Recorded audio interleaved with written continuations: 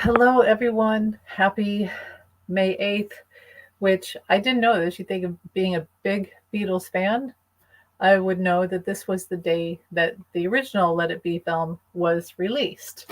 Um, and here it is, May 8th again. It came around again. So I did watch it, um, the Disney Plus re release, with the help of Peter Jackson, who put together all the footage using AI and expertise and love to create the Get Back series that came out on Disney Plus a few years ago, which I loved tremendously and um, watch all the time. So, yeah, I said I would come on and do a live about the film, which, as I've said, I have seen before. So, but I forget that other people have not. So that's the thing. So here I am, and I actually am saving the rooftop concert for later. Now, normally I would have waited and watched this whole thing later, but because I wanted to come on here and do this during the daytime, that's why, yeah, I sat and watched it. Um, and feeling very awkward right now. What else? I took notes. So I just wanted to say that I've got some fun surprises. I found some records that I thought I had lost, and some records maybe that I didn't even know I had.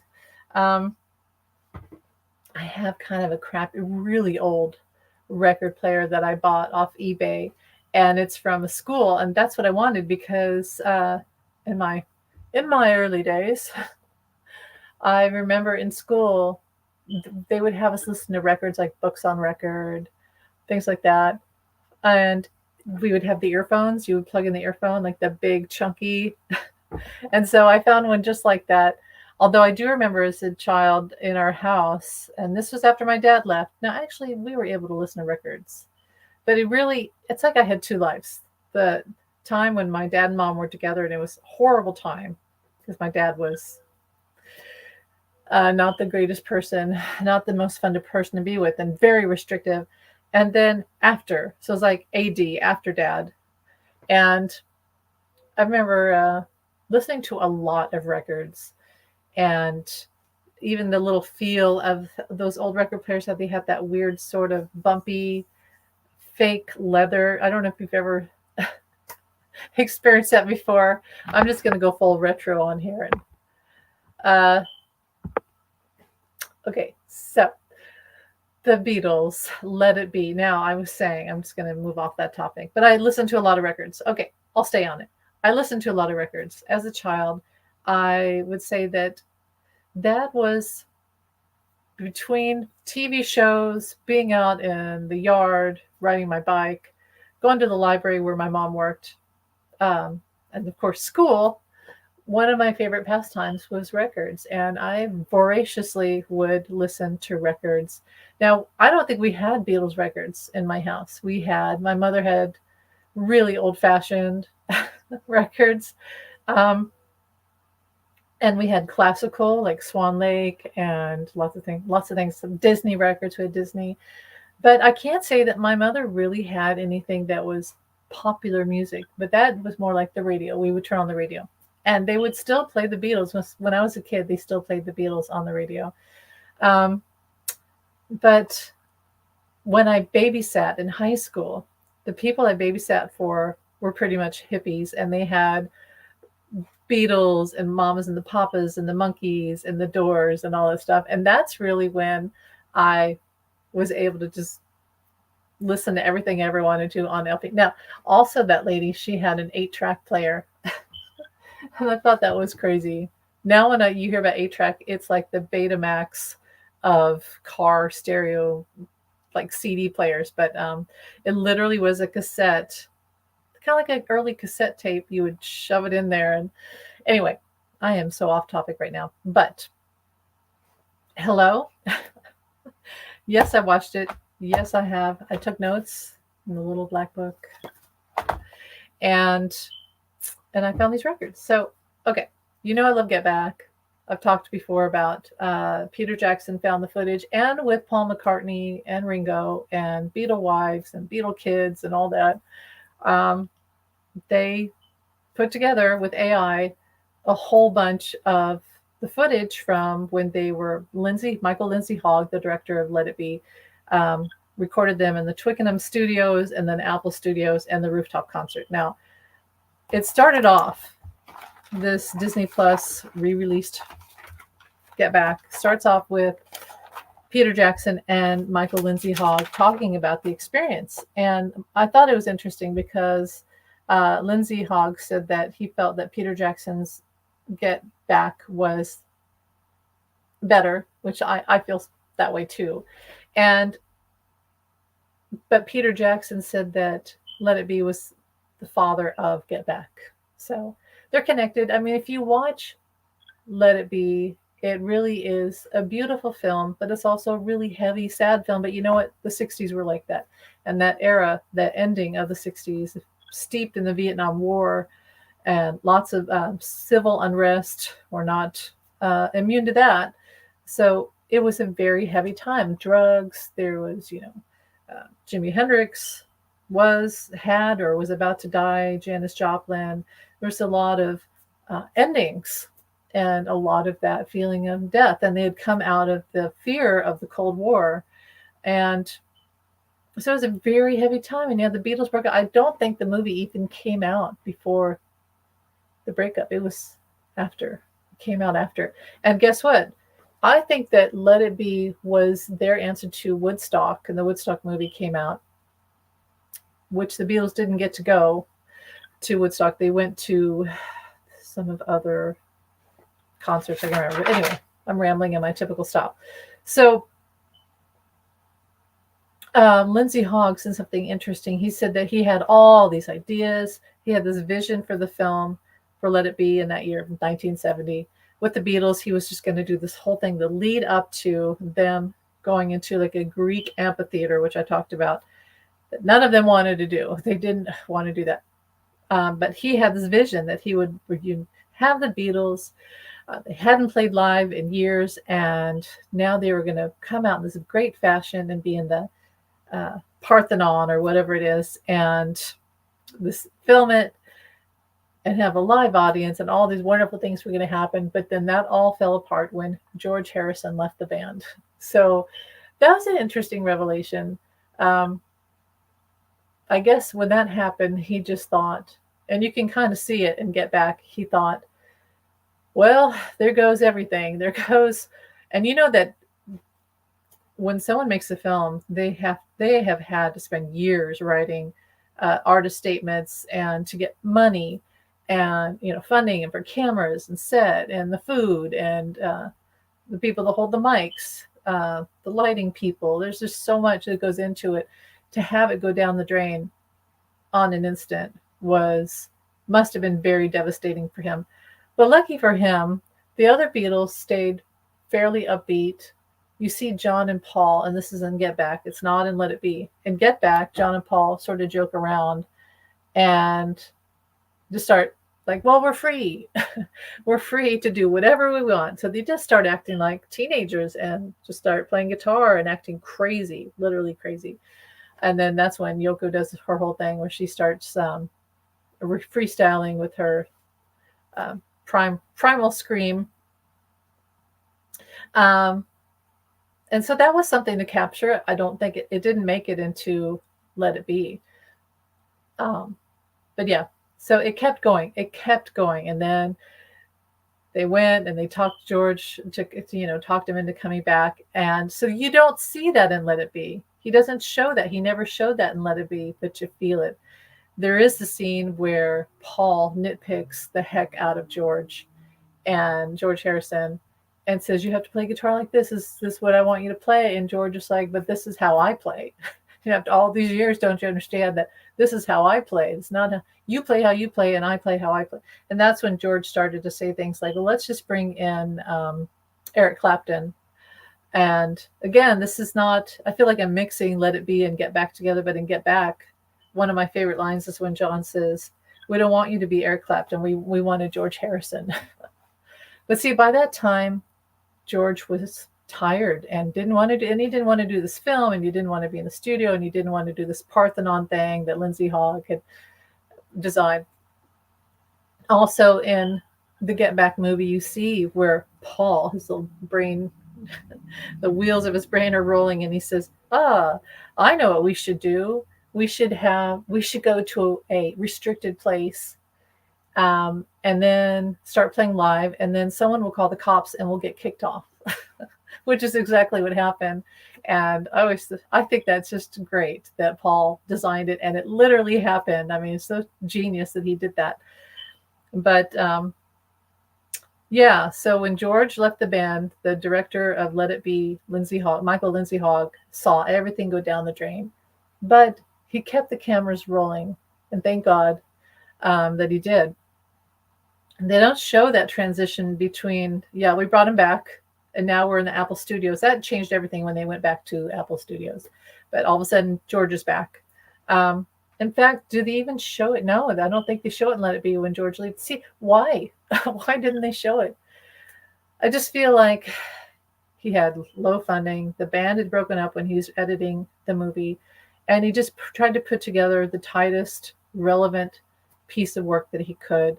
But yeah, it was steeped in this heaviness, very heavy, but it's still beautiful. Moments like Paul and John singing Two of Us, really beautiful. Those are some really beautiful moments. George working out I Me Mine, and John and Yoko literally making out and then dancing a waltz, because it's a waltz. It's 1, 2, 3, 1, 2, 3. I've Got a Feeling. Paul just really primal, screaming it out. Rock. I Got a Feeling. So one thing that people don't know is that at that era, there's Kitty. That's why I'm sitting way on the edge of the chair, because I didn't want to disturb Kitty, because she's the queen. So John had said quite bluntly to George Martin, their producer, he said, "You do your thing, we'll do ours. We don't want to do any more of this big production stuff. Just let us play rock and roll. That's where we started, and somehow we got all misaligned and all messed up, and we just want to play rock and roll." So you don't see George Martin very much. He's in the Twickenham studios a little bit. You see him in the Let It Be film, especially when George, and this is a beautiful moment, when George and Ringo are working out Octopus's Garden. And so I think that's beautiful. Okay, so Ringo comes in, and he's like, "I've got this song." Now one of the most famous songs, and it's been put into children's books and things like that. And he and George are working out, and then George Martin comes in and listens to it. And you know, George Martin walked in on songs like that, moments like that, it was like gold for him. It's like, okay, it's still happening. They're still writing these hits. It's magic. It's magic and alchemy, how they would just come up with that stuff. So that's another favorite moment of the movie. Okay, what else do we have? The movie starts with Mel Evans, their assistant, roadie, guardian, electrician, engineer, friend, all these things. Mel Evans comes in and he's carrying drum kits. And so Mel Evans starts the movie. And then Paul is playing a very gothic piece on the piano with Ringo. And I'd say that starts off, Lindsay-Hogg probably did that on purpose, because it was a very dark, heavy, gothic atmosphere. And then John, Don't Let Me Down, he plays that for the band. I wrote this song, Don't Let Me Down, a very heavy ballad about Yoko. But listen to the words. I mean, listen to what he's saying. Don't let me down. Everybody else has let me down. Don't you dare let me down. This is new. This is my new life, and you can't let me down. I feel like that was Janis Joplin influenced song. And I really love Don't Let Me Down. Is very honest. One of John's most honest songs he's ever written. Let's see what else. It's heavy, drab, but so were the 60s. And I think that's the point. And that's one reason to watch the movie, because we are in a parallel with is anybody here? We are in a parallel with the 60s and the civil rights and equal rights and war and political things going on. So protesting and such. So the movie is really important to watch. And again, I feel like, I've said, oh, I've seen it. I've seen it because I got the DVD. Well, not everybody has been able. In fact, last night I showed this on Instagram and someone wrote me and said, "Where did you get that?" Like, I don't know, eBay. I don't remember. I've had it. It's the movie. It has the rooftop concert. That's the whole movie. But yeah, I forget that other people have not seen the original Let It Be because it's really hard to get those items. You can get Hardy's Night, you can get Help, you can get Magical Mystery Tour. It's hard to get How I Won the War, and it's hard to get Let It Be, and it's hard to get some things with John. And here's Miss Coco. Okay, keep going. So John and Paul vamping. Okay, that's one thing. See, in Let It Be, they don't show where George leaves. And Get Back, I love it when George just gets up and goes, "Oh, I'm leaving the band." And they're like, "What? What did he say?" I mean, the Beatles? It's like, "I'm leaving." Oh my God. I mean, that's like the worst thing that you could ever hear when you have like the most famous, beloved band at practically everywhere across the world. Oh no. And this whole conglomerate of people that work for them and with them and publishers, Dick James, I don't think they had Parlophone anymore. They had Apple at that point, EMI and all that stuff. Everybody's jobs, everybody depended on them and whatever. Okay, so George leaves and John and Paul just mess around. And I think that's when they do a really vamped out version of Two of Us. And they do like an Elvis thing. And and it shows the dynamic that it really was Paul and John that started the Beatles. I mean, people, yeah, we know that, but you really see it in action. So it is worth it to see that. It's a really beautiful moment where they're just John and Paul again and doing what they always did, probably what they did when they wrote songs when they were 15, pretending to be Elvis. So that's a really good thing to watch in the movie, a good moment. I got a feeling Paul and George started having issues because Paul's OCD is what I wrote. Yeah, Paul has a lot. I think he has OCD in the movie. Gemini. Gemini masking himself as a Cancer, but he is a Gemini. Paul was nitpicky and he was OCD, but he also was great at is great at what he does. And he knew what he wanted. But I think it was hard for the Beatles because they didn't work by written music, like written composition, like sheet music. They didn't work like that. I had to take a composition class. I have my book in here somewhere. Oh, it's the worst class ever. Writing classical music and music structure, music notation is the hardest thing ever. It's like math. It really is. So they had to work almost intuitively. When they would express things, it was in a Beatle way. It was in their way. And other people who are the tight circle had to understand it. And luckily they would.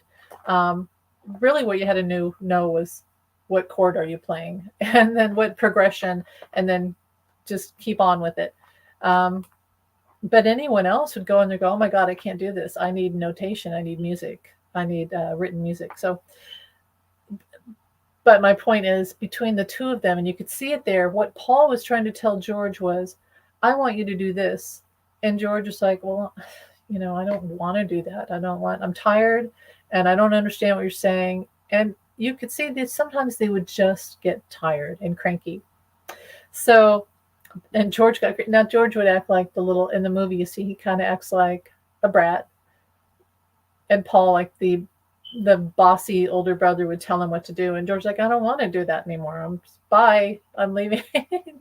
It's like, "I'm leaving the band." But yeah, you can see it there, the issues. Paul telling George what to do, and George is like, "I'm not having it. I'm not having it." Octopus Garden. Yes, great moment. Coco sitting on here. Hold on.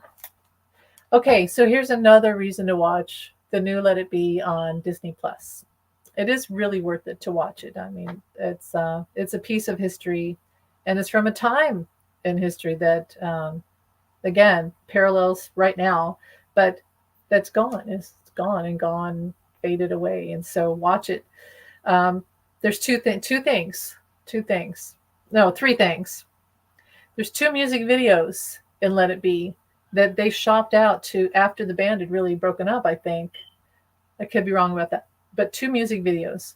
The Let It Be music video, in which very rare moment where John plays bass on this because Paul's on piano. John plays bass, and Paul's looking right in the camera and sings this almost religious song amid the Vietnam War and says "Let It Be." So yeah, that was they say, oh, music videos weren't created until the 70s or 80s. Wrong. The Beatles were making music videos. Rain, Paperback Writer, Strawberry Fields Forever, Penny Lane, Let It Be, and then The Long and Winding Road is another one. But Let It Be was the one that was shopped out to Dick Clark and probably The Tonight Show and things like that.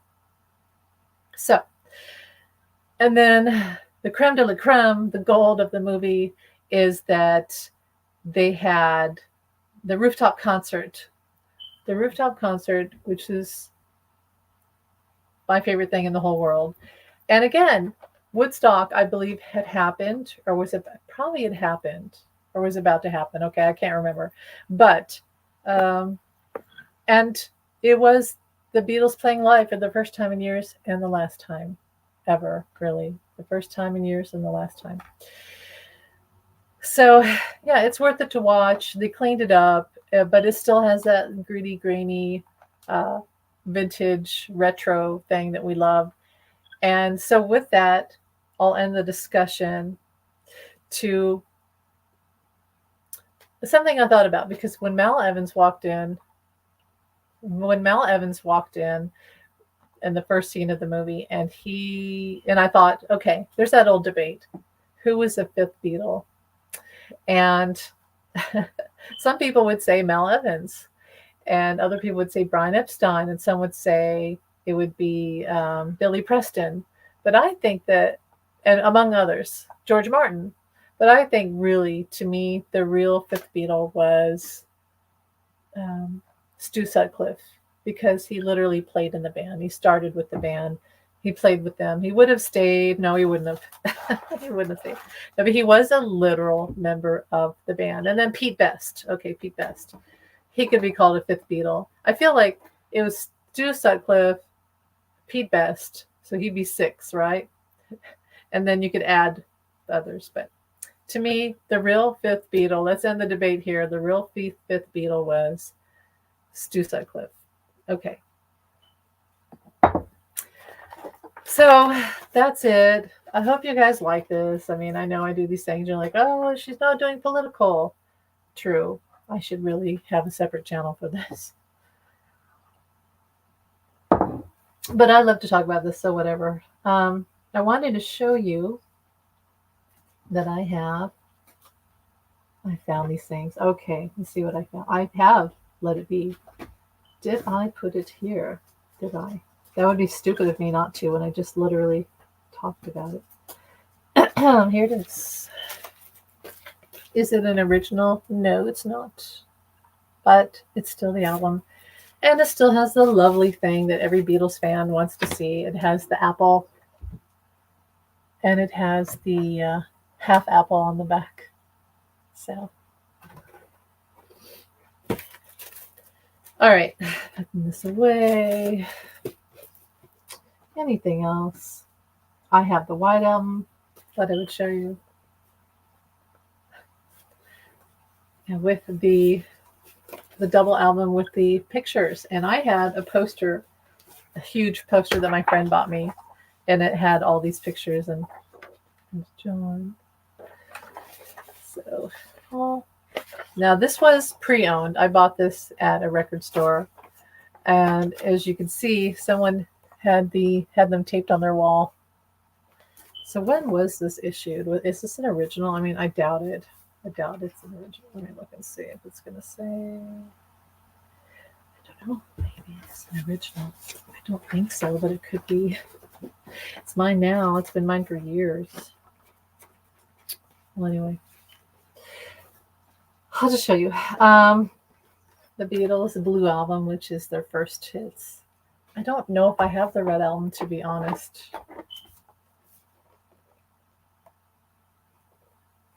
That's a double album.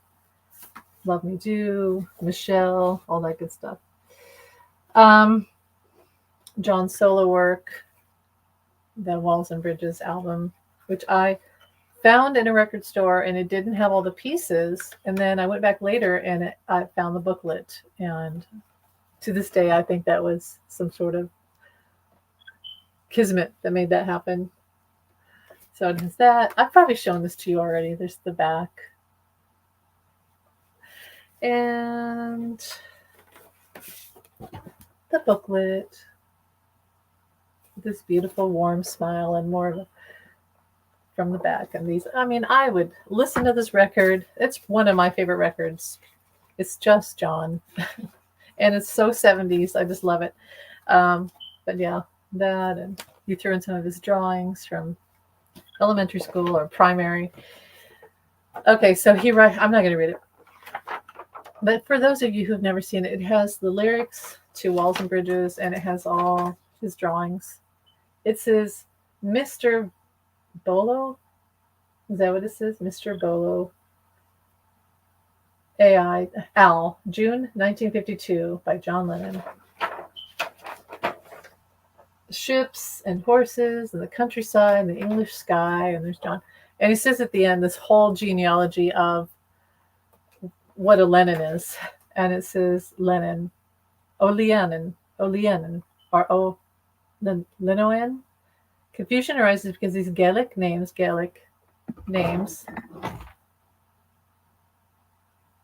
have been anglicized, Leonard or Lennon, while the Irish surnames Lennon and even O'Luanan, or also sometimes Lennon or Leonard in English. I guess I'm reading the whole thing. Okay, and I don't think anybody's here, whatever, that's okay. Belongs to the Corca Ladhi group and was situated near Gladgore Harbour. Oleanan in, but not of, High Many is still found in County Galway as Lennon, while the same name belonging also to a High Fiachra sept of County Mayo is now usually called Leonard. Their position is shown on the folded map at the end of the book. Historically, Lennon of Fermagh is the only Lennon sept of importance. They were Aeronags of Lyagul near, sounds like almost Alaskan, near Enniskillen, and produced many distinguished ecclesiastics. No less than 6 of them are mentioned in the Four Masters as priors or canons of Lisgul between 1380 and 1466, while today the name is closely associated with the church, and unusually large proportion of persons of the name being priests. Apart from these, the most noteworthy are John Lennon, 1768 to 1846, a sailor famous, and this could be related to his dad and his grandfather, a sailor famous for his daring feasts. And John Brown Lennon, 1815 to 1923, the American labor leader. I'm related to Brown. My mother was a Brown and my grandfather, blah, blah, blah. Luinen, mentioned above, also belongs to County Fermanagh, and is now almost indistinguishable from Oleanan, except where, strangely enough, it has been anglicized Linnegar. So many versions of the name. Leonard itself, a well-known indigenous English surname, is remarkable in Ireland for the fact that it is used as a synonym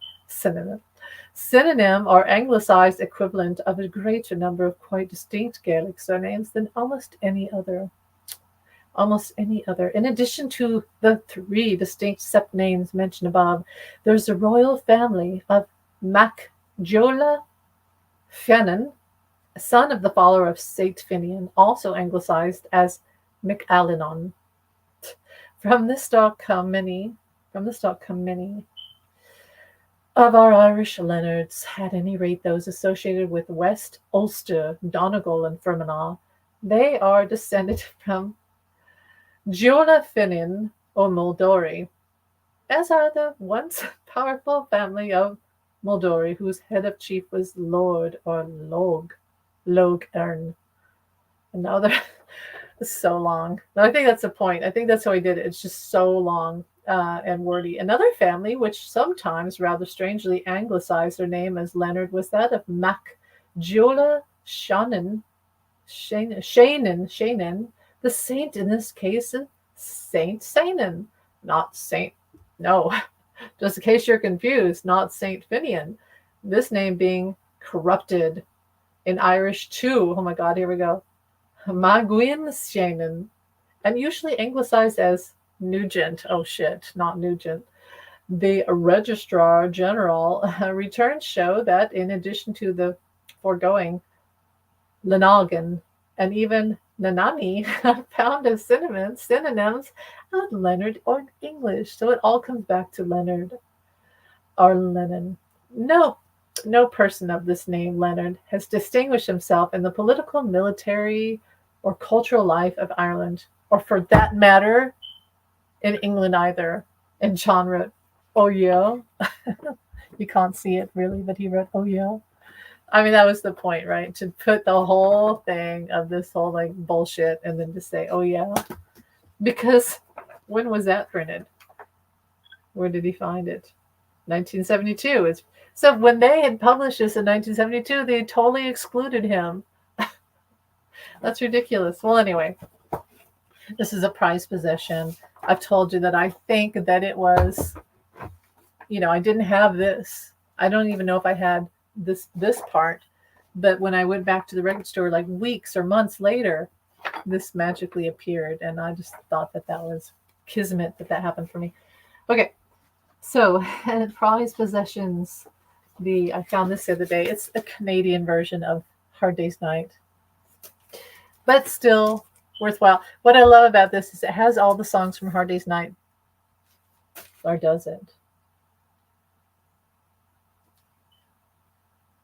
I don't think it does actually. It doesn't have, like John wrote some really hard songs that didn't make it on, but they put the instrumentals from the movie, and I actually really love that. I think it's really cute. Okay, so that.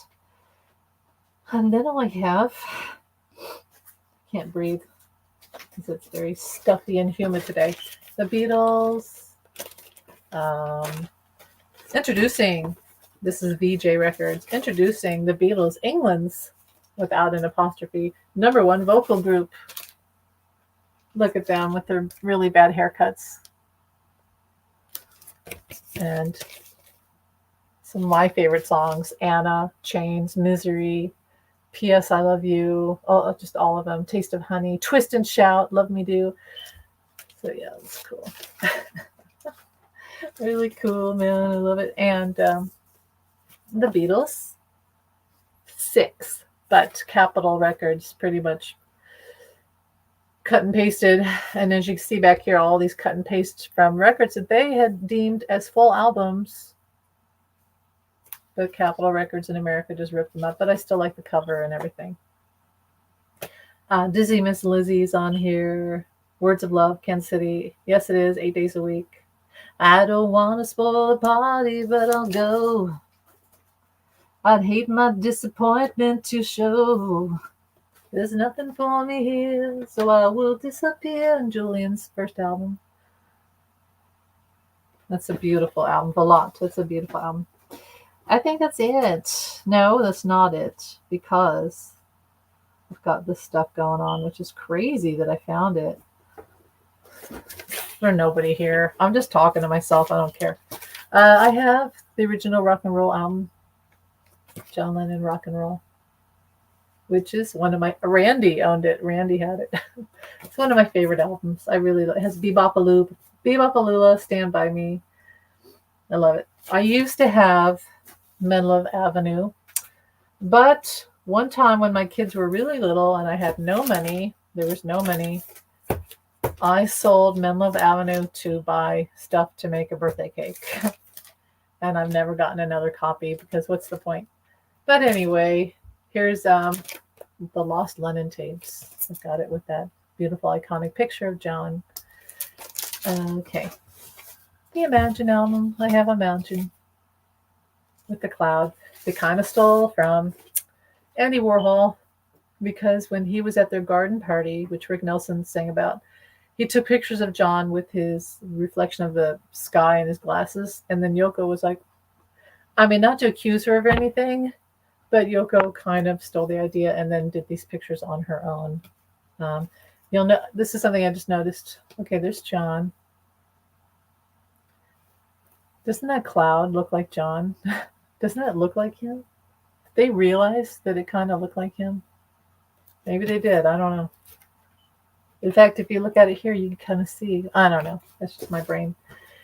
Okay, so Imagine. One of my favorite songs on Imagine is, well, I love Imagine, but it is Oh, I on Apple Records. Don't wanna be a soldier, mama. I don't wanna die. How do you sleep? Oh, my love. Give me some truth. Oh, Yoko. Crippled Inside. I love that song. And do you ever do this? You sniff the album. It still smells like the record store. Isn't that crazy? It literally still smells like it. So there it is.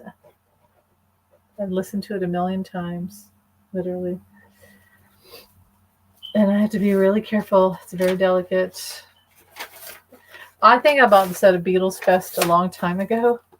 And it was a guy like at a booth. It was when George Harrison's sister was there. And there was a guy at a booth selling these records. And I said, I want to buy Imagine. I probably didn't have much money. I was, just a kid with a stupid job at Walmart or whatever. And I remember his assistant's eyes were like big, glassy. He was stoned. The guy, it was like a kid, like a younger than me, maybe. And I said, oh my God, is he okay? And the guy said, no, don't worry, he's just tripping. He's having a bad trip. So I think when I got this, I got the full experience of the 60s and the Beatles. Like that. Okay, put it there. Very prized possession. And I was saying the other day, gee, I think I have Double Fantasy somewhere, but I was like, where's my Milk and Honey? And remember I was talking about this picture on the inside that mirrors to me Two Virgins. This was released after John died. This is probably from the same photo shoot as Double Fantasy, but this is Milk and Honey. And this is probably them on that bridge in Central Park by the lake. And as you know, see, is that the Dakota? I don't think it is. No, that's not the Dakota. But the lake was right across from where they lived. And anyway, I love this album. I think it's beautiful. And yes, I used to have the video of the concert, the live in New York City. So I got that, where John reads at the end to a ska beat. John reads is a manifesto. Yoko reads a manifesto. And they play a ska beat and very slow. And John's like, hurry it up, love, hurry it up. And she's like, starts to drag out every word, this thing, and law, and order. And John's like, hurry it up, hurry it up. And then he takes his guitar, law and order, like a gun. Because Vietnam was still raging. It was about to end because people like him helped bring us into a new consciousness that war is not good. Mind Games, which they just had a re-release of Mind Games. Now, is every song on Mind Games a great song? No. But obviously Mind Games is a great song. I'm As Musen. I'm sorry. I love that. One Day at a Time. I love that. And the Instiggy, it's still Apple Records. Intuition, Out the Blue, Only People. You're Here. I mean, I love a lot of those songs. Mind Games Forever. When I hear Mind Games, it's one of my favorite songs. And it's also one of my favorite videos, the video of him walking around Central Park in his hat and his black velvet suit with the high-heeled boots and his black hat with the feather.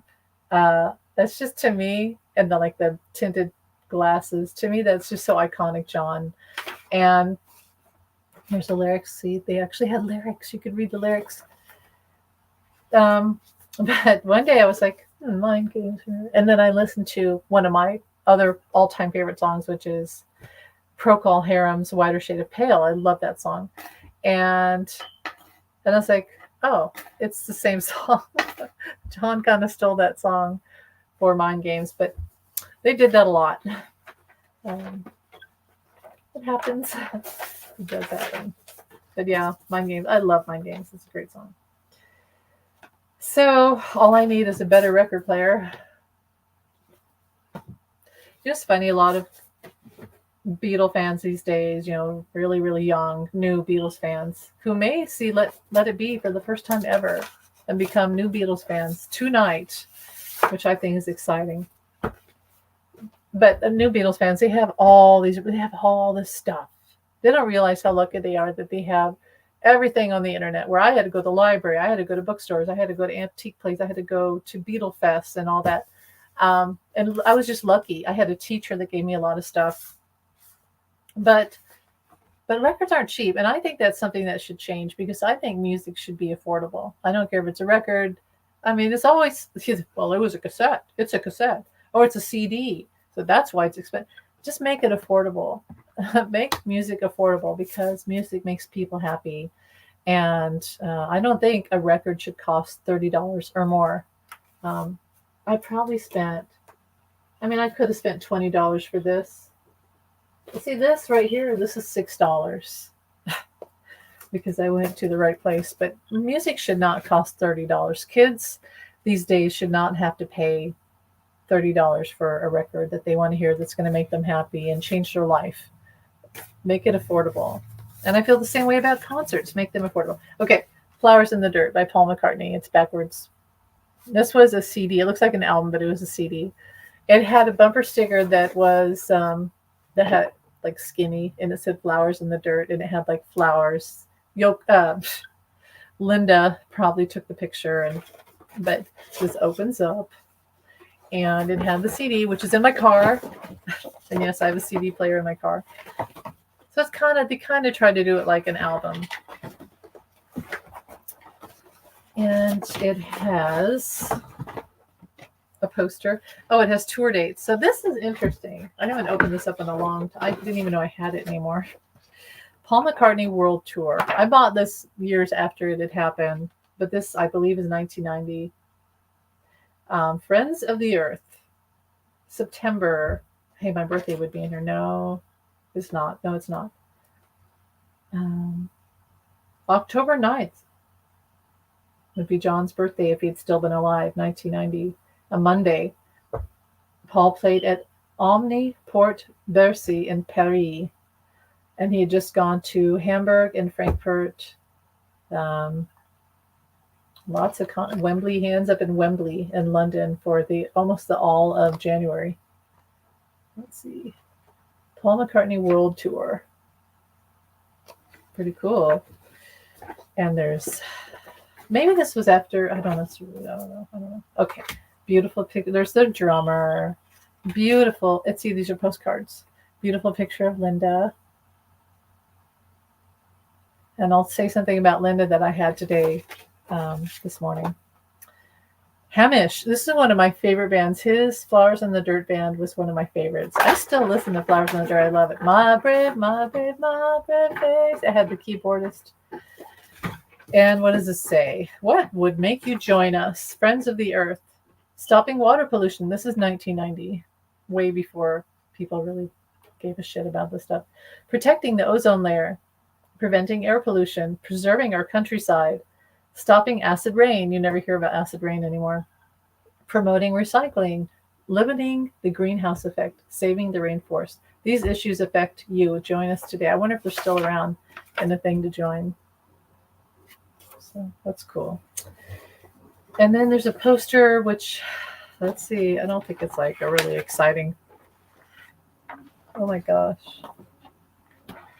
What the heck? This is crazy. This is, okay, the Beatles, the Quarrymen. Oh, it's got This is all the bands that Paul had been in. That's crazy. Okay. It's going to take a while. You know what? That's funny because I just read that genealogy thing with John, and this is Paul's genealogy. So interesting. Paul McCartney Band, The Quarrymen, Johnny and the Moondogs, The Young Ones. No, wait. I'm going to go this way. I got to go this way. The Quarrymen, Johnny and the Moondogs, Silver Beatles, Beatles. I don't know why. Is that because why? Pete Best. Oh, I see. And then Ringo. So the first Beatles had Paul McCartney, John Lennon, George Harrison, Pete Best, Stuart Sutcliffe. Beatles number 2, Paul McCartney, John Lennon, George Harrison, Pete Best. No Stu. I see. Beatles 3, Paul McCartney, John Lennon, George Harrison, and Ringo Starr. Okay, and then Wings. Wings 2, Wings 3, Wings 4, Wings 5, Wings 6.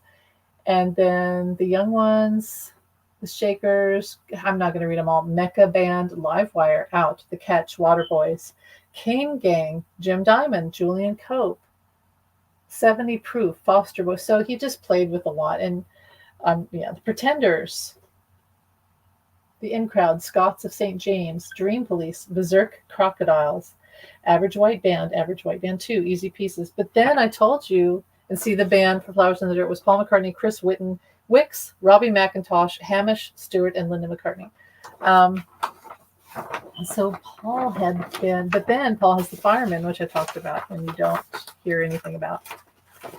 I'll fix this. Fix it. It's not going to fit properly. That's really it. I've gone through everything. I'm bored. There's nobody here. Nobody likes me. All alone. How to kill your channel. How to lose friends and not influence people. That's me. So alone. That's my life. Whatever. You're here. Hi, Jamie. Jamie's here. Hi, Jamie. Well, I just went through. Did you hear all that with Paul's bands? Paul had a million bands, whereas John just had the ones Paul mentioned, and then Plastic Ono Band, and just him and Yoko and stuff like that. But anyway, that's pretty much it. I've gone through it all. It was fun. But I would say out of all these and I have Mamas and the Papas, I have Ringo in here, I have the Beatles at Hollywood Bowl, and the dreaded not so great Back to the Egg. And I don't know if it got ripped from me or someone else, but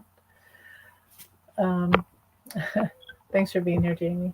Yeah, I'm probably almost done. Yet Paul appeared on the Fireman on UK in disguise after Linda died. Yeah, I think the Fireman was a way for him to cope after Linda died. Oh yeah, I was going to talk about Linda. A really beautiful picture of Linda right there. Back to the Egg. Cool design, cool idea. The name, cool. Very progressive. But then the album itself was just, I don't know why I don't like it. Maybe I'll give it probably the 4th chance because I've tried before and I just don't really get into it. But I wanted to talk about Linda because I was listening to Paul today. It's when he's cloudy, overcast. We started the day with rain, and then I took Yarn to the park, and it was a very sort of one of those days. And I thought, this reminds me of when I listened to Another Day. It reminds me of that song, Another Day. I always think of a rainy morning, probably London type of thing. And so I was like, okay, I'll listen to Another Day and walk around. And every day she takes a bath, she combs her hair, puts a towel around her as she done it in the bedroom chair. It's just another day. And I always think of Linda. I think of beautiful Linda. And then I listened to My Love, which is one of Paul's most beautiful ballads that he wrote for Linda. Do you like Linda's Susie and the Red Stripes? No, I'm not like a huge fan, but I have respect for her, obviously, what she did and that they put that out. But it's kind of atonal and it's not my favorite thing. But so, I don't really say much about it. Hi, Fatima. Hello. if you guys ask me any questions, I'll answer anything I can since I'm here. I've gone off on my whole Let It Be thing, which was fun. It's good. I'm glad I got to see it again, and to be with a whole bunch of other people in the world today who are what. And again, the original Let It Be was released on May 8th, 1970.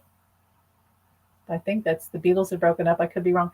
But hello, everyone. Yeah, Linda's material. So let me say this. So I was listening to My Love, and I thought, wow, he really, really loved Linda. And he wrote that about her and really, truly loved her. And I thought, and I could kind of just like picture them together and how they were like teenagers. They had so much fun together. It was natural. The Beatles had broken up. He was obviously depressed about that. But he and Linda started this whole new thing together, and it was just natural. And they never lost that feeling of love and happiness and just natural love and happiness together. Like, I can't believe we have this thing. And so he wrote My Love does it good, no, no, no. My love does it good. It's a really cool song, it's really beautiful. And then I can almost hear the critics out there saying, well, right after she died, he married Heather. And Heather, she was a paraplegic, and then it was a horrible divorce because they just had contentiousness between the both of them. It didn't work out. And in fact, she threw water in his face outside the courtroom. It was really, really bad. And I get that he was just so miserable after Linda died that he married, I think her name was Heather, right? Because he couldn't cope. And Heather being blonde and kind of ballsy and all that, it reminded him of Linda. But and now he's with, I can't remember her name now. Is her name Heather? He sure knows a lot of Heathers. I can't remember her name. So I'll leave it at that. She's a beautiful woman. She's related to Barbara Walters. Yeah, I can't remember her name, but she's beautiful. And they seem to have a very sweet, mature, happy, peaceful relationship. And it's a very deep, mature love. But he'll never have, and he knows this, he'll never have what he had with Linda. Ever again. It was magical what they had together. It's different. Doesn't mean that he loves anyone less or more. But nothing will ever be like Linda again. Nothing. And okay, so the critics in me, voices of critics saying, how dare he do that to Linda? He just married someone else and he moved on. And I heard Linda say, and I got chills and I actually got tears in my eyes. And Linda said, I don't know if Paul would ever hear this, but Linda said, but that's what the animals would do. And when they had their farms in Scotland and wherever they went, and they had animals, horses and sheep and all that, kittens and dogs, they didn't dictate who they could and could not love. And yeah, she said, it's just how the animals would do. And you don't tell anyone how to love or who to love. Well, as long as it's consensual and all that stuff, you know what I'm talking about. I just thought that was so beautiful that she came in to say that she had no judgment. She didn't feel any less love from him. He'll always love her. And I feel like Paul looks back on Linda, and when he sees pictures and like going through the Get Back footage and seeing Linda on that, really deep joy and pride. And like, damn, I had that. That was amazing that happened in my life. But also, pain. And remembering. So it's a really beautiful, special relationship that they had, which I've compared to the Paul Newman, Joanne Woodward relationships, kind of similar in a way. So, and one time I never posted it, but I channeled Heather Mills. There you go. Heather Mills tried to work in Liverpool after divorcing and bad mouthing. She really did. That's pretty bold. That wasn't the wisest of ideas. She had to leave the city after 2 hours. She badmouthed her favorite son. Yeah. Yeah, she just, I don't know what she wanted from Paul. I don't know. He seems like a likable person. She seemed like a really beautiful, vivacious person, but she really was rebound for him, right? To replace Linda. Um, and you know what happened when Linda died? Paul thought, not again, because his mother had died of cancer, and it was just a great loss for him. Um, but I wanted to say that one time when I channeled Linda about her meeting Paul, so I'll just do it right now because I never posted that. But she said, um, okay, I get the bag of nails. I could be wrong, but she had been working with bands. She had been working with, like, she had taken pictures of the Rolling Stones. So Brian Epstein had seen that, and he wanted her to work with them. Very famous picture of the Rolling Stones uh, when Brian Jones was still in there, and caught Brian Epstein's eye. And so she was starting to get into the circle. And, she worked with Janis Joplin and Jimi Hendrix and others. And she was with, was it the Animals? I could be wrong about that. She was with another band, and she was at this pub. I think it was the Bag of Nails. I could be wrong. Um, and so Paul sees her. Paul knows who she is, and he sees her like one enchanted evening. You will see your true love across a crowded room, that type of thing. And Paul, he's thinking, how do I get? I need to talk to her. The wheels are turning. I gotta talk to her. Um, and of course, Paul knew how to talk to women, but I think he actually felt nervous. And so she has to go to the bathroom in this packed club. Um, and of course, she knows that Paul McCartney, a Beatle, is there. She's always loved the Beatles. She's a fan. And okay, so she has to walk past him to go to the bathroom. Or did she make that up to get near him? I don't know. Um, and he stands up and he's like, oh, excuse me. Or were you going somewhere? She said, you have to go to the bathroom. And it's like, well, you could just, how about you go hang out with us? And is it okay if you come hang out with us? And she's like, well, okay, bye. To like whoever she's with, bye. I got to go with Paul McCartney. um, right then and there, like, yeah, bye, losers. I'm going with Paul McCartney.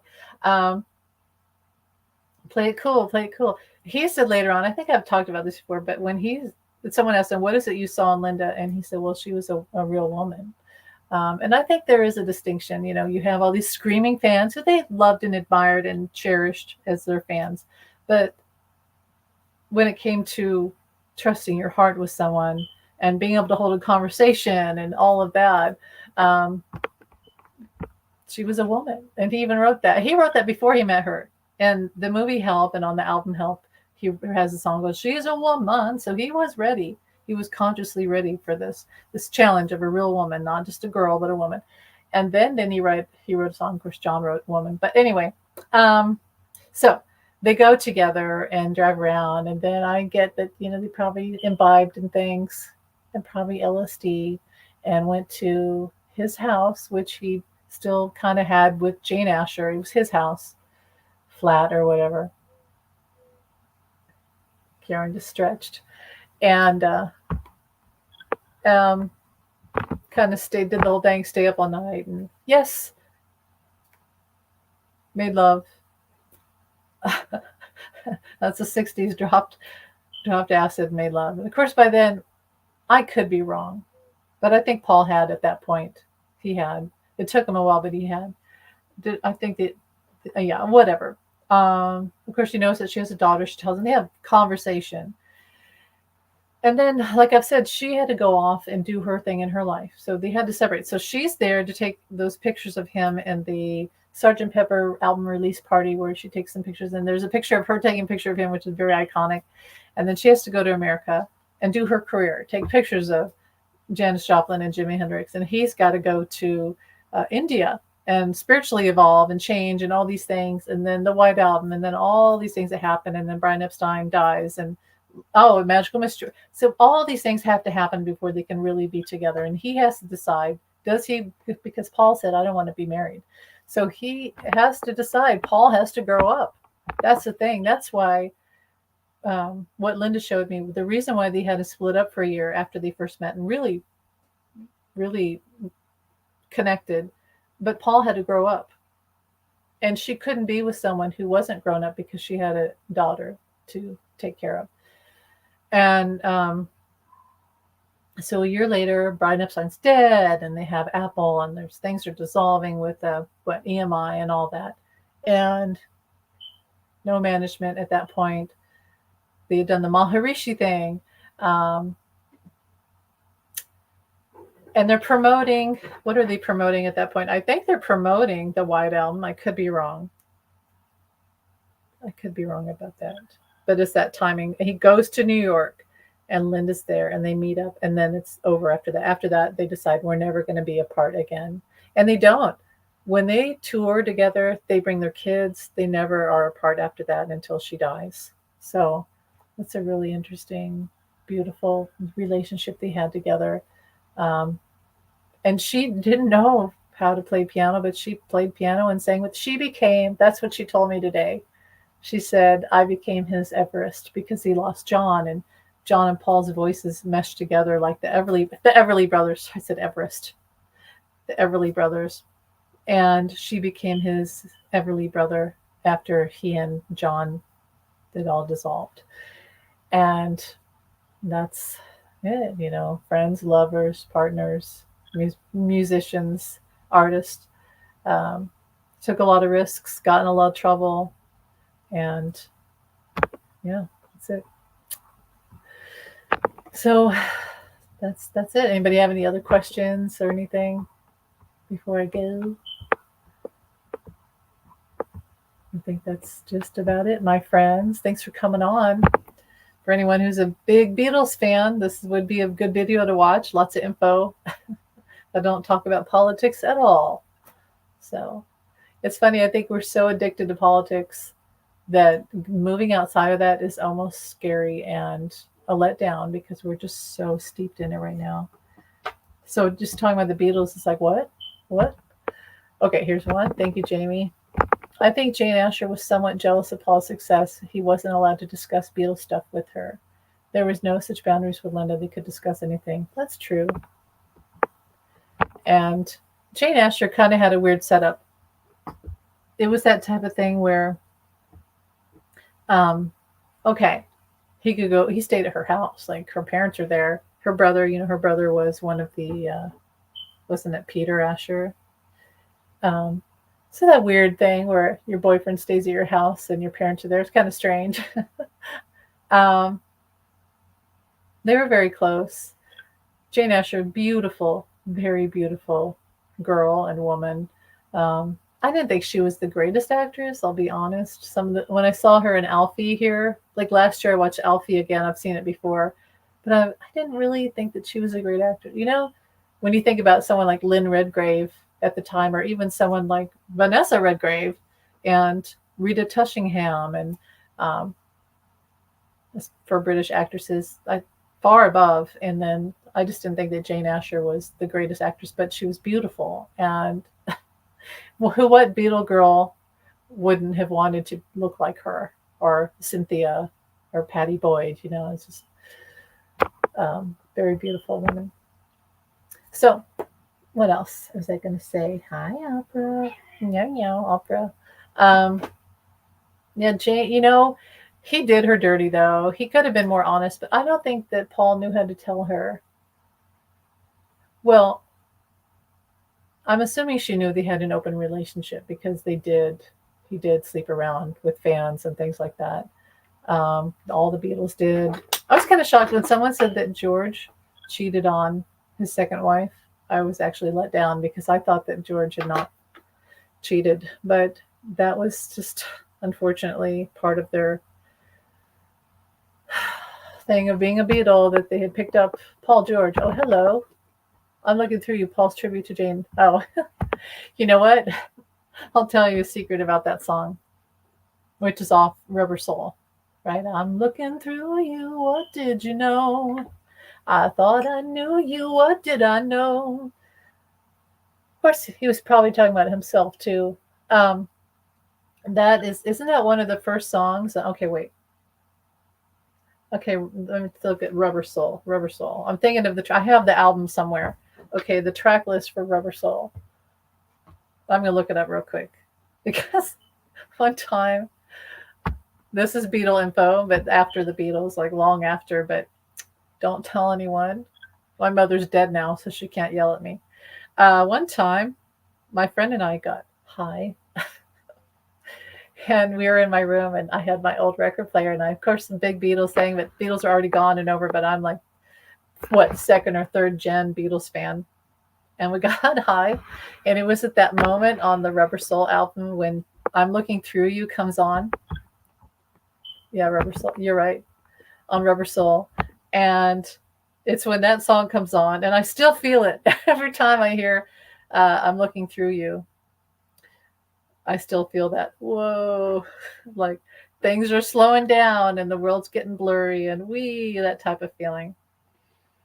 Uh, Kitty Cat is trying to knock over my computer. Where's the track list? Track list. Let me find. Will Amazon tell me? I want a Z. See, there's a difference though. There's the British track list, the original, and then the Capitol Records, which is sacrilege. It's not going to have it. Okay, track list. Come on, track list.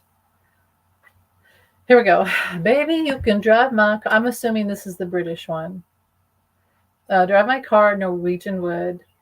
You won't see me. Nowhere Man. Think for yourself. The Word. Michelle. What goes on in your heart? Girl, oh girl. Oh, that's such a pot song. That's a total pot song. And then I'm Looking Through You. See, I think after Girl, there's that space in between the songs, and on the record there's the crackle. Okay, yes, UK. See, I very sadly, I think I have the Capitol Records because I'm in America, and that's what I found in an old record store. So my version is not the full, but my version is different. It's still good, but it's obviously not the same. But yeah, when when I'm looking through it, what I love about I'm looking through you is it's one of the first times that Paul really lays off some shit. He really says it straight, and like George would do that. George would say something similar very early on. Um, don't don't bother me. um, Me too. I grew up with the U.S. albums. It's kind of sad, and when I know that you've heard. Of course, you've heard of where they do the Baby Parts album. That was a protest of Capitol Records ripping up their work that they had meticulously planned as an album list and then selling it, bastardizing it. So the Beatles were sitting there, and I may have the secondary version of that album, not the original. That could be this one. That's probably part. I don't know. I could be wrong. But they're sitting on. Well, yeah, they're sitting there, and they throw baby doll parts, and then raw meat and bones and stuff. So it's like on their shoulders, and they're smiling macabre. I'm sure George was like, tee hee hee. That'll show them. Of course, there was the outcry from the public, and you think abortion is, and the consciousness now. Back then, it was like, the Catholic Church was way into that, and probably had a huge. And then think about John. That was pre-Jesus comment, I believe. Yes, that whole era was just rife with controversy for the Beatles and some bad decisions, perhaps. But hey, it's history now. It's part of history. And if you find that original album with that cover, you could make a lot of money. So, yeah. Okay. Rubber Soul. Rubber Soul. Do you know? I'm sure that you know that Rubber Soul was Paul's way to say fake soul, right? Somebody had a fake soul. It really wasn't. It was a Freeman photo shoot. The story is false. Yes, was used for Yesterday and Today. John pushed it to be an album cover. Kitty keeps pushing the computer. Okay. All right. Yeah. I don't have it. I can't say, but yeah. It was used for Yesterday and Today. John pushed it to be an album cover. Yeah, John did that. It's where John got some bad reputation from doing stuff like that. And they listened to him. That's what's funny. That's what gets me. They were like, okay. Can you imagine Paul, the beloved, cute Paul that all the girls like, Paul? And Paul's like, yeah, let's do that. I wonder what Ringo thought about that. Meaning it wasn't a slam to Capitol, though. It's a great. Oh, okay. I see what you mean. But at the same time, they weren't happy with Capitol Records at all. So, and I don't blame them. I wish that they had left all the albums alone. Here's something, Paul George and everyone, Jamie and everyone. Mono, how do you feel about mono records? My old record player, it doesn't matter if it's stereo or not. I'm going to hear mono. Yeah. So to me, I've probably listened to a lot of albums and just inadvertently experienced mono when um, maybe it was stereo. Now, my feeling about it is I would love to have, you prefer it in mono. Okay. See, some people are like that. I went to an antique place with my daughter last year in Lawrence, Kansas, and I was looking through the Beatles records as I do. And the guy came up to me, and the owner of the little shop, and he said, "You have to buy mono." I was like, "Oh, yeah." It's like, I don't hold that to myself that I have to do something. But he's like, "You cannot listen to these in stereo. That's not what they were intended for." And I'm like, "Thanks." Well, think about it. I didn't buy it because I just didn't want to spend the money on it at that moment. But it really got me to think. Like John himself decried stereo, even though he even went through the phase in the 70s where he was going to mix Walls and Bridges into quad, which quad didn't last. But, um, and the Quadrophenia, the Who, and all that stuff. But he liked mono. And you have to admit that most classic rock music was mono. But the Beatles did mix in stereo later on. I mean, a lot of their, I don't know. Think about Queen without mono. That's not possible. But the Beatles, yes. I think most classic rock was meant for mono. Mono is fun. Beatles certainly picked mono over stereo, even the White Album. Okay, maybe I just never noticed. But see, the 70s, when you listen to Queen, you get spoiled because you hear little things like, "Now it's over here, now it's over here," and so little fun tricks. And I was one of those kids riding my bike with the old like cassettes, and then you turn the corner too fast and you fall off your bike and your cassette like player's like broken and stuff's flying everywhere. But that thrill of the earphones and like different stuff in the stereo, I guess that's what really started stereo, was people wanted to hear the split in their earphones. But yeah, whatever. I think just for preservation of what should be and what they meant for it to be, it should always be what they meant for it to be. And that's probably mono. No, I was quoting John there. I think I listened to multiple formats. Okay. John said I prefer it in mono. Oh, he did say that. Um, See, I'm not someone, I don't have to be a purist about that. And things don't have to titillate me, but I do like hearing Queen and stuff like that with and the Who. I'm pretty sure the Who would be stereo, right? I don't think you could hear most of the Who from the late 60s and the 70s, 80s without stereo. Um, does anyone remember? How about this? Here's a conversation. Um, because I had one of my first cars was the Chevy Cavalier, which is an old car at the time when I got it, but I was lucky to have the car. I had just graduated, and the Chevy Cavalier did not have a tape deck, had just a radio, and it had those little like chiclet type of buttons that you push in to change the dial, or you could twist it, whatever. But like the movie Christine, this car decided that the only thing I'd ever listen to ever again was this old radio station on AM radio called WHB. And I just saw 444 on the clock.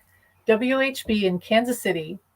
And it played old rock and roll like um, through the 60s, but a lot of 50s stuff. And I loved. And I'd have it on all day in my car, in my room. I'd fall asleep and wake up and hear, I still do that. I have music on at night. And that was surely mono. But AM. Does anyone ever remember AM radio? Does anyone ever still wander over there? Because you can go. There's a lot of Latino stations and religious and farm reports and things like that. But oh gosh, those are the days. Driving in my car, no air conditioning, so I'd have the windows open and driving to the lake, listening to an old radio station. And see, because I didn't have a tape deck in my car, I'd listen to it on my Walkman with earphones. So like John and the Beatles. I had my earphones. Interesting. You grew up with WABC and WNBC, New York Radio. Cool. I bet this. So you've probably heard the John Lennon interview that he did mid 70s, and he read the weather. That's like the funniest thing. And what did he say? Um, yeah, the entendres and things like that about the weather. Uh, I need to hear that again because it's just pure John and his humor and just stupid little humors and things like that. That was on WNEW FM. Okay. It was great. It's a great interview. Spinal Tap. Thank you. It's funny in Spinal Tap where they release an album on mono stereo combined, but no. So it canceled itself out basically. Oh my God. Um, Spinal Tap. You know who I love in Spinal Tap? All of them. But the guy, is it Harold? What's his name? The guy who's the really hairy guy. And he was in Saturday Night Live and he did this skit called um, Hotel Motel Art Fair. And we would have in my area of Kansas City, still have them, these ads maybe 2 or 3 times a year at the local um, hotel in town, the nice hotel, and they would say, come to get fine art by artists from all around the world. And I went to one once and actually have a painting because it's like, I got to get my hotel motel art. But anyway, that's one of my favorites. And he's in Spinal Tap. He's the guy with the deep voice. He's the guy that can't get out of the egg in Spinal Tap, which they're doing a Spinal Tap too. I don't know how that's going to be, but whatever. I'm not going to judge. In 1970, Still Be Live. Yeah. Can you imagine? I bet that's true. I bet you're right. Can you imagine? Are you talking about live radio or he's still alive? You're talking about live radio, right? In 1970, It'd Still Be Live. Can you imagine turning on your radio? It's a Saturday morning or whatever. Harry Shearer, you're right. But you hear John Lennon on the like Saturday morning, your favorite rock station, and John Lennon, and he kind of dissed. He said he loved ELO, who copied the Beatles a lot, and then he dissed some other bands. I can't remember. We talked about that.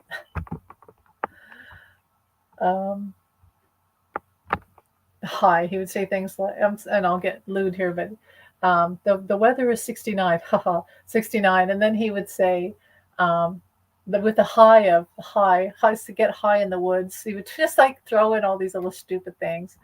Harry Shearer, Derek Smalls in Spinal Tap, the voice of Mr. You're right. And Hotel Motel Art Fair. One of my favorite skits and very hard to find. You can't find it anywhere. Yes, I love Harry Shearer. He was fantastic. He's great.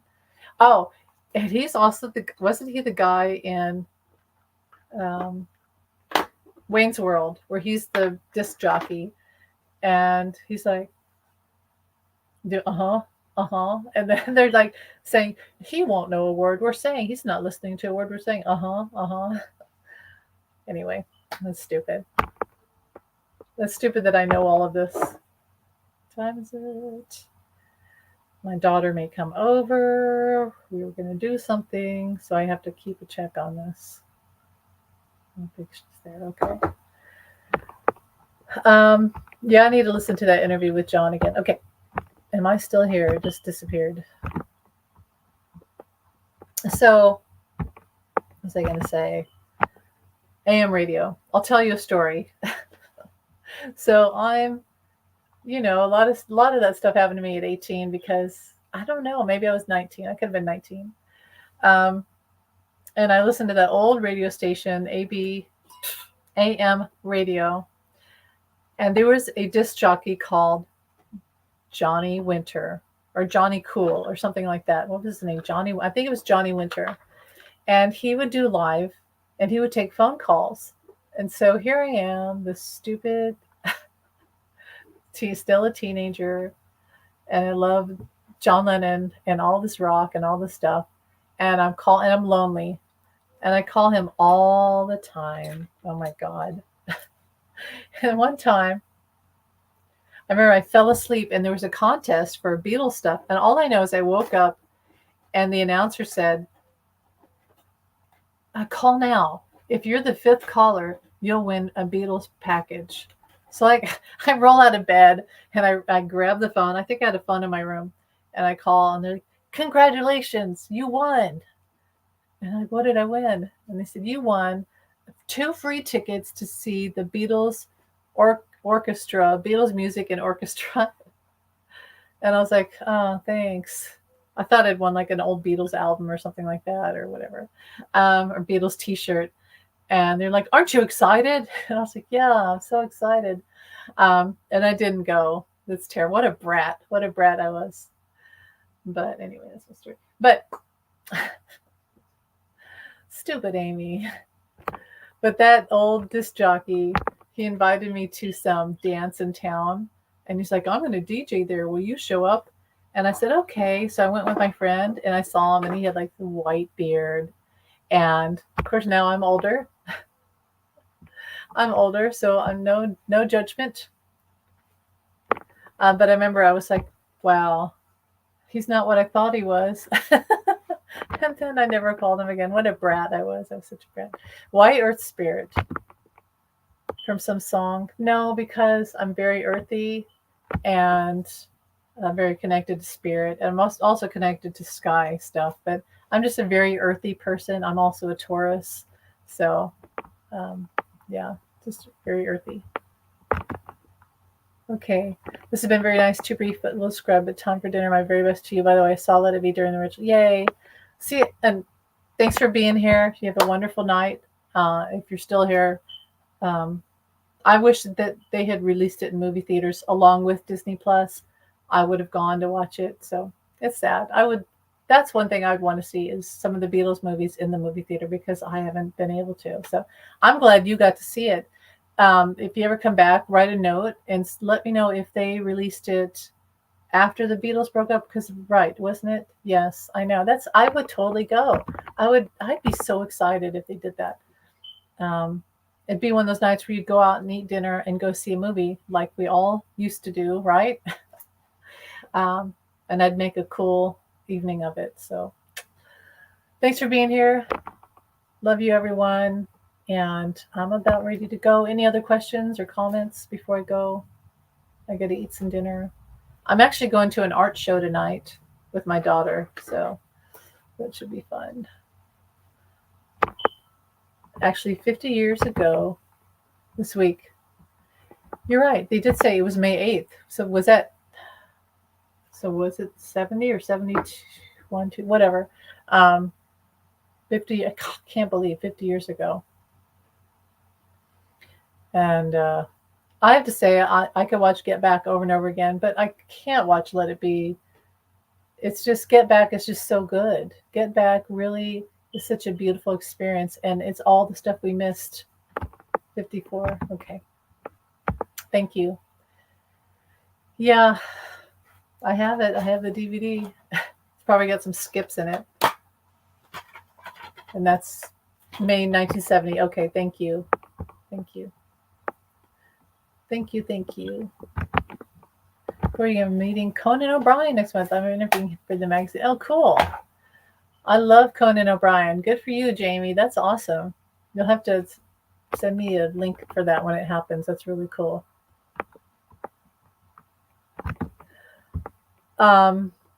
Yay, Job BTS? Did you see other reactions of the film Let It Be? No. And I hope I will. I follow people on Instagram who are Beatles, like some of the new gen Beatles fans. When Get Back came out, there's a lot of Beatles stands that happened, and that was still amid the pandemic kind of energy. So a lot of these kids became huge Beatles fans, and they had all this access to the internet and stuff that we wouldn't have. Like I'm a second or third gen Beatles fan, original Beatles fan, had all the original stuff, but I was the fan where they didn't have all of it. We didn't have all that stuff. So I'm like jealous that these kids get to have things like Disney Plus and YouTube and the internet and, and I have a lot of love and affection for new fans because they're going to keep it going. And I love that they're having this whole experience because it's being a Beatles fan and discovering all the music and getting to read the books and having your favorite Beatle and all that. It really influences your life because it is revolutionary. So I'm happy for them, and I love to see it. And the Monkees too. I love Monkees fans. I think that's really cool. I'll get a message from Conan for you. Yes, thank you. Well, tell him this, Jamie. Tell Conan that my okay. I've always loved Conan, and there was a point when my kids were really little, and we would watch his show, and we would laugh. They were supposed to be in bed already asleep, and this is from Irish Amy, right? And they were supposed to be in bed asleep because it was a school night, and we would stay up and watch his show and laugh so hard that we were literally crying. And we still watch all those clips from his shows and talk about them, like when he went to the Abraham Lincoln Museum and things like that, and the Irish dancing school in New York. I mean, we love Conan, so let him know how much me and my kids love him. We really do. And so, but good for you, Jamie. That's great. I love it. Congratulations for that. One of my favorite moments of one of his films that he did was after 45 said those horrible things about like Port-au-Prince, about Haiti. And Conan literally flew down there, and the people in Haiti and Dominican Republic were so, you could see it in their eyes. They were so sad and angry. They were angry at 45 and felt so betrayed because it's part of America. Am I wrong? I know Puerto Rico, maybe they're not, but Puerto Rico is. Anyway, they felt so betrayed. And Conan went down there and showed him that not all Americans were like that we were actually good people and we loved them. And he made them laugh. And that's one of my favorite videos of Conan. I think that's how you bring countries together and people together. So that's really beautiful. Okay, let me see. This really is really brilliant. It cut off again. Hold on. That's brilliant. I'll let him know how much you like them. Did you see him on Hot Ones? Yes, I did watch that. He played it cool for a while. I couldn't. You know, when I have hot stuff like that, I hiccup. So even if I wanted to play it cool, I couldn't. It would literally affect me physically. The name of my cat is Yesterday. Aw. What's the name of my cat? Well, I have 3 cats. And sometimes it gets where I just call them all Kitty.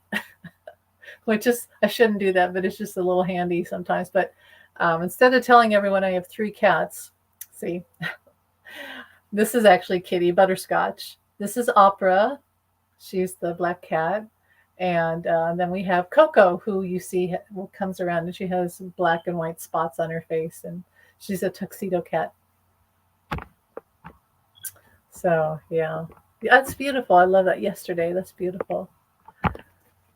And my cats are all spoiled. They own the house. I'm just here, but they own the house. So, of course, we have Karen, the doggy. But all right. Any other questions before I go and eat dinner? And I'm saving the rooftop concert, which I've seen before, but I'm saving it for later. I'm going to go to this art show and then come back and watch the rooftop concert later because I love it that much. Does anyone do that where they love something so much that they actually can't bear to actually watch it or experience it and they save it? That's what I do. I'm a weirdo with stuff like that.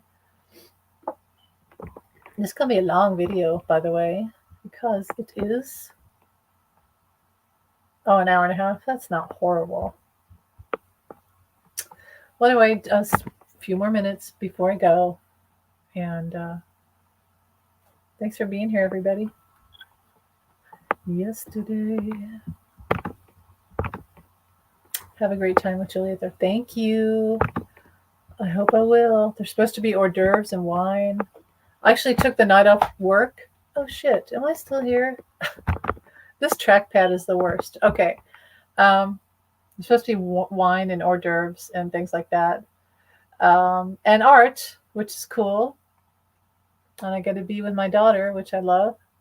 But I took the night off work to do this. But then you know what they did? They put me on tomorrow and Friday and Saturday and Sunday. So now I work 4 nights in a row. Which she had in a dream. I love that song. If you say that out loud in front of people, they're like, what are you saying? I didn't say it. John said it.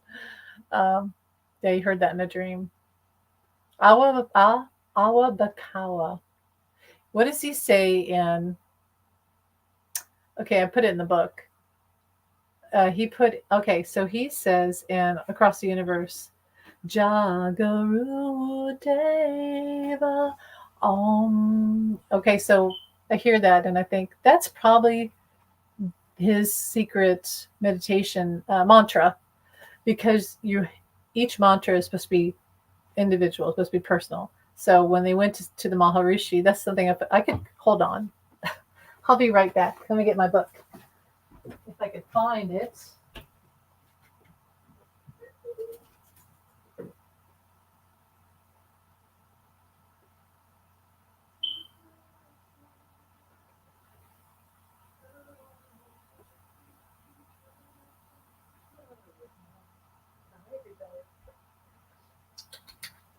Okay, so in the book, and this is a Beatles coloring book, which I've shown you before.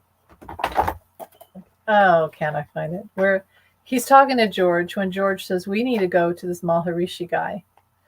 And I probably can't find it. But anyway, George says to him, we got to go.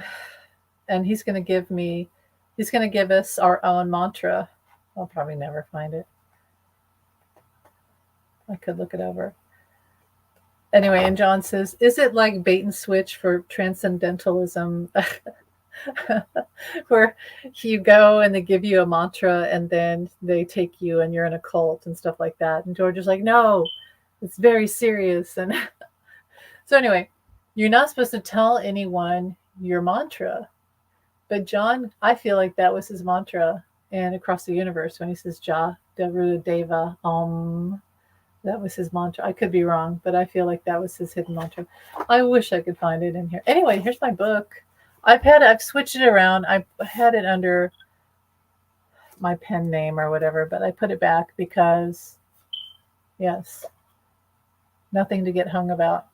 This is the book. And it's about John, all the reasons why he changed in 1966 and became